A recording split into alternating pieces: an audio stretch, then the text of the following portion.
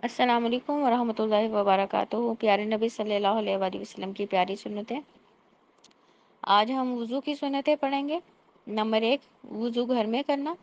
ایک حدیث میں ہے کہ آپ صلی اللہ علیہ وآلہ وسلم نے فرمایا، جو شخص اپنے گھر میں وضو کرتا ہے اور فرض نماز ادا کرنے کی خاطر مسجد کی طرف چل کر جاتا ہے تو اس کے ایک ایک قدم پر اس کی یہ غلطی مٹا دی جاتی ہے اور دوسرے پر اس کا ایک درجہ بلند کر دیا جاتا ہے۔ یہ مسلم کی حدیث ہے۔ اب اس حدیث سے گھر سے وضو کر کے مسجد کی طرف جانے کی فضیلت بیان ہوئی ہے کہ اس سے جتنے قدم بھی نمازی مسجد کی طرف چل کر جاتا ہے، ہر قدم کے عوض اسے ایک نیکی ملتی ہے اور ایک اس کا گناہ مٹا دیا جاتا ہے۔ نمبر 2، وضو سے پہلے بسم اللہ پڑھنا۔ اگر وضو سے پہلے بسم اللہ نہ پڑھی جائے تو وہ وضو ناقص ہوگا۔ بسم اللہ پڑھنا ضروری ہے۔ نمبر 3، وضو کے شروع میں اپنی ہتھیلیوں کو 3 مرتبہ دھونا۔ نمبر 4، چہرہ دھونے سے پہلے کلی کرنا اور ناک میں پانی چڑھانا۔ نمبر 5، بائیں ہاتھ کے ساتھ ناک جھاڑنا۔ ایک حدیث میں ہے، یہ بخاری مسلم دونوں کی ہے، آپ صلی اللہ علیہ وآلہ وسلم پہلے اپنی ہتھیلیوں کو 3 مرتبہ دھوتے، پھر آپ نے 3 مرتبہ کلی کی، پھر 3 دفعہ پانی ناک میں چڑھایا، اسے جھاڑا اور پھر چہرہ 3 مرتبہ دھویا۔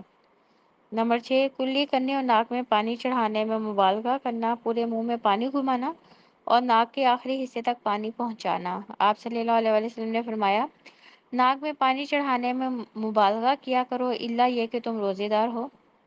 یہ ابو داؤد کی حدیث ہے کہ ناک میں اچھی طرح پانی چڑھانا چاہیے کہ ناک کی جو اوپر والی ہڈی ہے وہاں تک جا کے لگے۔ اگر کسی نے روزہ رکھا ہے تو پھر مبالغہ نہیں کرنا، نہ گلے میں پانی میں مبالغہ کرنا ہے، نہ ہی ناک میں چڑھانے میں۔ نمبر 7، ایک ہی چولہے سے کلی کرنا اور ناک میں پانی چڑھانا۔ حدیث ہے، آپ صلی اللہ علیہ وآلہ وسلم نے دائیں ہتھیلی میں پانی بھرا اور ایک ہی چولہے سے کلی کی اور ناک میں پانی چڑھایا۔ یہ بخاری اور مسلم دونوں کی حدیث ہے۔ اس سے پتہ چلتا ہے ایک ہی چولہے سے کلی بھی کی جا سکتی ہے اور اسی کے ساتھ ناک بھی صاف کیا جا سکتا ہے۔ نمبر 8، کلی کے وقت مسواک کرنا۔ یہ مسند احمد کی حدیث ہے، آپ صلی اللہ علیہ وسلم کا فرمان ہے کہ اگر مجھے امت کی مشقت کا خوف نہ ہوتا تو میں انہیں ہر وضو کے ساتھ مسواک کرنے کا حکم دیتا۔ اب اس حدیث سے پتہ چلتا ہے کہ جو ہے ہر نماز کے ساتھ اگر کوئی مسواک کر لیتا ہے تو اس کا بہت زیادہ اجر ہے۔ نمبر 9، چہرہ دھوتے ہوئے گھنی داڑھی کا حلال کرنا۔ یہ ترمذی کی حدیث ہے، آپ صلی اللہ علیہ وآلہ وسلم وضو کے دوران اپنی داڑھی کا حلال کیا کرتے تھے۔ نمبر 10، مسنون کیفیت کے مطابق مسح کرنا۔ یہ بخاری مسلم دونوں کی حدیث ہے، آپ صلی اللہ علیہ وآلہ وسلم اپنے دونوں ہاتھوں کو سر کے شروع سے گدی تک لے جاتے اور پھر انہیں اسی طرح سر کے شروع تک واپس لے آتے۔ یاد رہے کہ مسح اگر مسنون کیفیت کو چھوڑ کر کسی اور کیفیت سے کیا جائے تو اس سے فرض تو پورا ہو جاتا ہے لیکن سنت پہ عمل نہیں ہوتا۔ تو اب اس حدیث سے پتہ چلتا ہے کہ گردن کا مسح نہیں ہوتا، سر کے شروع سے لے کے دونوں ہاتھ گدی تک لے جانے ہیں اور پھر دونوں ہاتھوں کو واپس لوٹانا ہے جہاں سے اپنے مسح کرنے کا آغاز کیا تھا۔ نمبر 11، ہاتھ پاؤں کی انگلیوں کا حلال کرنا۔ آپ صلی اللہ علیہ وآلہ وسلم نے فرمایا، مکمل وضو کیا کرو اور انگلیوں کے درمیان حلال کیا کرو۔ یہ ترمذی کی حدیث ہے۔ نمبر 12، ہاتھ پاؤں دھوتے ہوئے پہلے دائیں ہاتھ پاؤں کو دھونا۔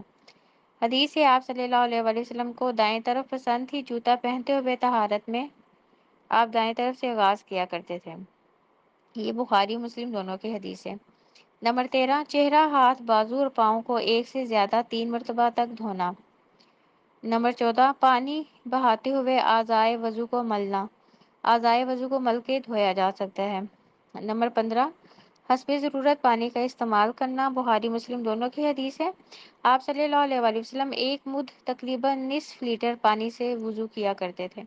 ہم لوگ پانی کا بہت استعمال کرتے ہیں، ٹیپ کھولتے ہیں تو کھلا ہی رہتا ہے وضو کے دوران، تو ہم نے کوشش کرنی ہے کہ کم سے کم پانی جو ہے ہم وضو کے دوران استعمال کریں۔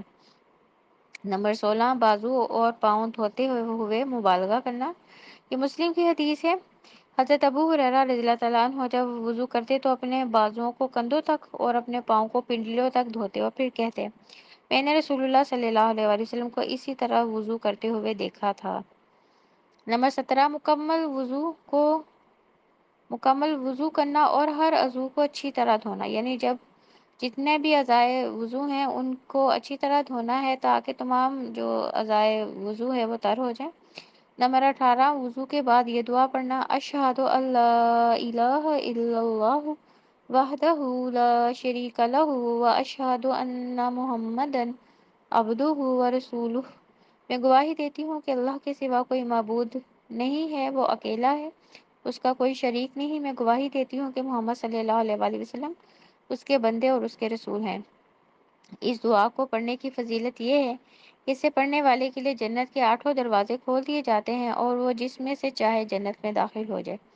یہ مسلم کی حدیث ہے۔ نمبر 19، وضو کے بعد 2 رکعت نماز ادا کرنا۔ آپ صلی اللہ علیہ وسلم کا ارشاد ہے: جو شخص میرے وضو کی طرح وضو کرے پھر 2 رکعت نماز اس طرح ادا کرے کہ اس میں دنیاوی خیالات سے بچا رہے تو اس کے پچھلے گناہ معاف کر دیے جاتے ہیں۔ یہ بخاری اور مسلم دونوں کی حدیث ہے۔ اب اس حدیث سے پتہ چلتا ہے کہ جو بھی سنت طریقے سے وضو کرے اور 2 رکعت نماز پڑھے اور پوری توجہ اس کے اللہ کی طرف ہو تو اللہ تعالیٰ ایسے انسان کے تمام پچھلے گناہ معاف کر دیتے ہیں۔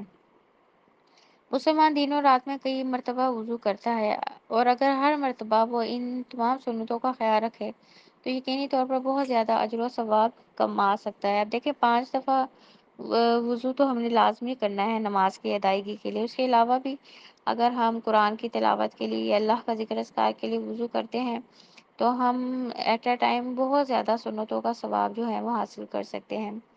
ان سنتوں کے مطابق وضو کرنے سے اتنا ثواب ملتا ہے، اس کا اندازہ ان 2 احادیث سے لگایا جا سکتا ہے۔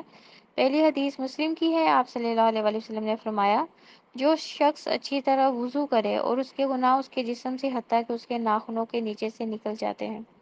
اب اس حدیث سے پتہ چلتا ہے وضو سے گناہ معاف ہوتے ہیں۔ اور دوسری حدیث مسند احمد کی ہے۔ آپ صلی اللہ علیہ وآلہ وسلم نے فرمایا: تم میں سے جو شخص اچھی طرح وضو کرے پھر 2 رکعت نماز پوری توجہ کے ساتھ ادا کرے تو اس کے لیے جنت واجب ہو جاتی ہے اور اس کی مغفرت کر دی جاتی ہے۔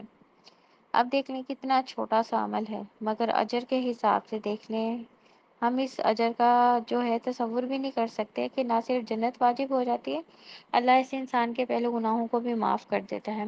اللہ تعالیٰ ہم سب کو سنت طریقے سے وضو کرنے کی توفیق عطا فرمائے، آمین۔ سبحانک اللہم و بحمدک، اشہد ان لا الہ الا اللہ واشہد ان محمدن عبدہ ورسولہ۔ ربنا تقبل منا انک انت السمیع العلیم وتب علینا انک انت التواب الرحیم۔ سبحان ربک رب العزت عما یصفون وسلام علی المرسلین والحمد للہ رب العالمین۔ السلام علیکم ورحمۃ اللہ وبرکاتہ۔